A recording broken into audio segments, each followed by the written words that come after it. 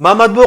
باقرов معروف به باقر یکی از لیدران غیر رسمی ولایت مختار کوهستان بدخشان روز 5 فوریه مراجعتنامه را با نام همه هموطنان نشر کرد. باقر در پیام خطی که نسخه‌اش به دست اداره پایگاه خبری بامداد نیز رسید خود را تنها ساکن محله خوروغ بالا نامیده نوشته است که همچون یک شهروند تاجیکستان برای مبارزه با ضد بیقانونی، بی‌عدالتی، کروپسیا، سوء استفاده از وظیفه و پایمال کردن حقوق و آزادی‌های مردم با اعتراض نسبت به بعضی کارمندان حاکمیت مجبور شده است. باقر از جمله از حوادث خونین سالهای 2012 و 2014 در خوروغ یادآور شده نوشته است با آنکه در این حادثه‌ها در سالهای 2012 بیش از 20 نفر و سال 2014 3 نفر کشته شدند، کسی برای این به جوابگری کشیده نشد، بلکه برعکس حال چندین کارمندان مقامات قدرتی رتبه‌های بلندتر گرفتند. لیدر غیر رسمی بدخشان امین طور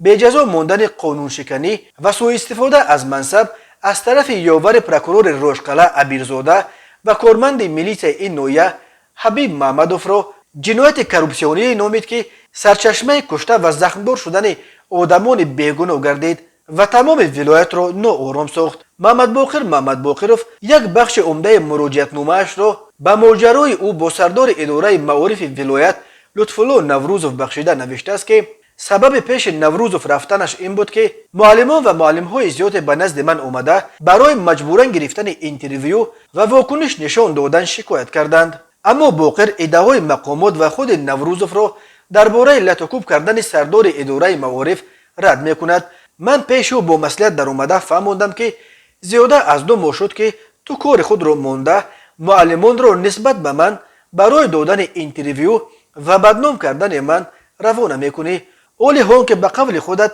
یک معلم عادی و تربیتگر نسل نورس هستی. مرا به حالم گذار و به سیاست کاردار نشو. اما او این کار را بیشتر ادامه داد. من بارها به مردم شریف نویه ونج و درواز مراجعت کرده بودم که ما و شما یک برادر هستیم و یک جزء جدا نشونده می باشیم، ولی شما باشد به گفته‌های من اعتبار نداده مرا از شبکه‌های تلویزیونی جنایتکار نام میبرید، حالا اون که شما شخصیت مرا به پورگی یگان کس نمیشناسید. من بار دیگر به تمام مردم بدخشان مراجعت کرده میگویم که ما یک برادر هستیم، ما را یگان کس از همدیگر جدا کردن نمیتواند. دادستانی ولایت مختار کوهستان بدخشان اخیراً خبر داد که بر اساس شکایت نوروزوف به ضد محمد باقرov بر اساس 4 بند کودکس جنایتی با اتهامات چون